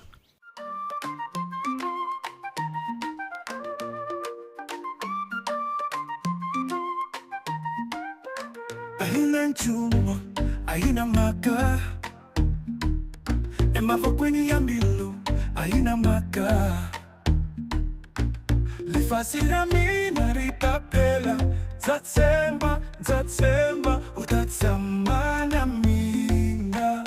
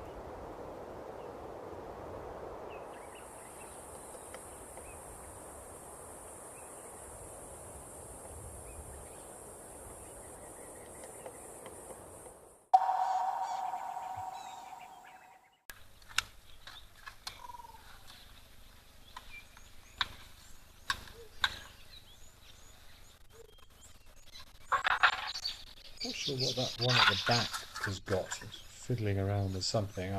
I worry that, but hope it is not some sort of human debris. But it's certainly a possibility. It does make me very angry. You're driving around Kruger and you see people just throwing things out of the windows. This horrific disrespect for those beautiful natural areas. Please take the time to put things in bins or put them in your pocket or chuck them on the seat of your car and dispose of them a little bit later. It doesn't take much.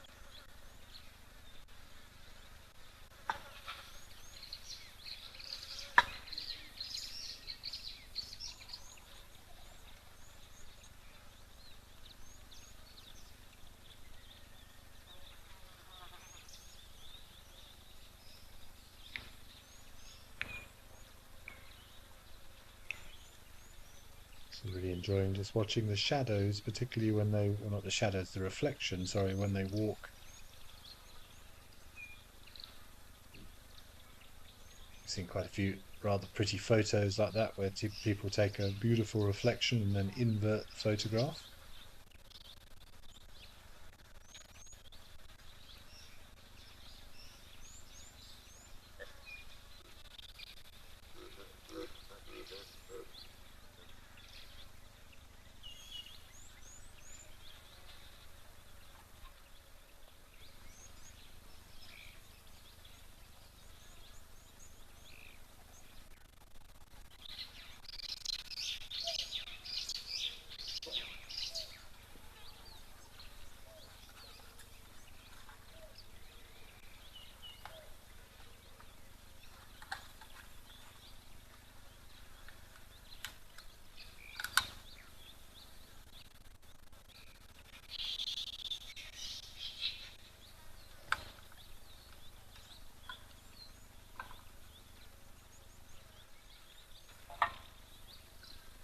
Ashma, if you are still watching when you were asking earlier why the baboons were sort of poking around, you can see the two at the back. That one also getting a little bit of the groom.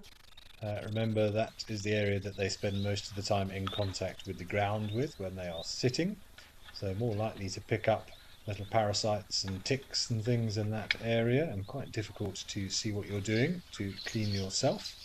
A lot of exposed skin there as well, which makes it a lot easier for things like ticks to attach to. You often always need to take careful care of areas anywhere where it's sort of a little bit protected as well. The armpits, the groin, in between your toes. That's a favourite of pepper ticks. I've picked out many a pepper tick from in between my toes when I rather stupidly went through a phase of doing bushwalks in a pair of open-toed sandals. That became part of the routine. In the evening, sit there with a knife and just remove all the little tiny black specks in between the toes where the pepper ticks had taken up residence.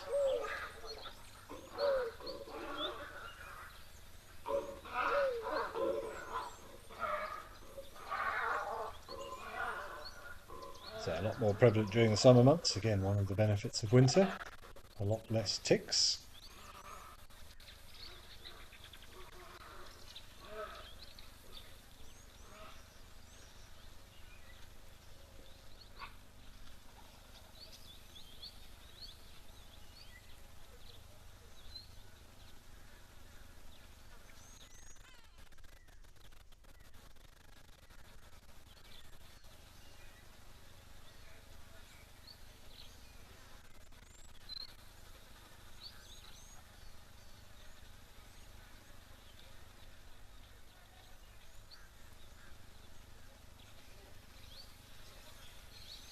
Right, well, it seems the baboons didn't want to hang around for the end of the show, so I think let's head down to Maputaland and to Tembe Elephant Park for the last couple of minutes and see what we get down there.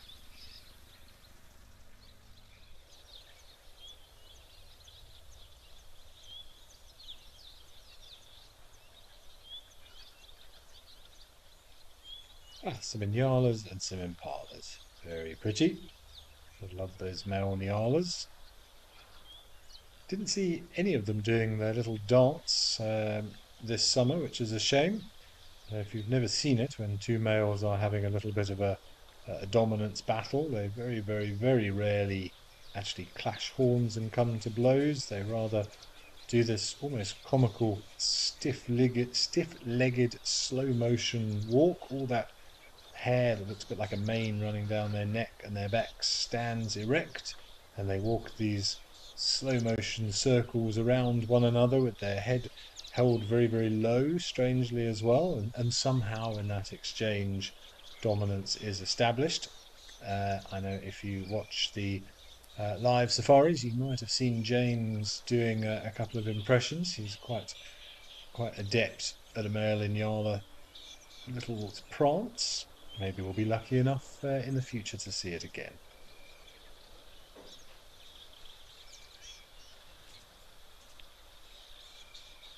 Wildlife Lady, I'm sorry you joined us late, but I'm glad you've enjoyed what you've seen on today's Live at the Waterhole. You are very welcome. Thanking myself, FC and all the Zoomies for their help. We've seen some lovely things today. I particularly enjoyed our little birding forays today, seeing the petillias and the sparrows, and particularly those grey-crowned cranes in Hwangi. I think that was probably the highlight for me today, and that little tiny baby baboon at Lentor.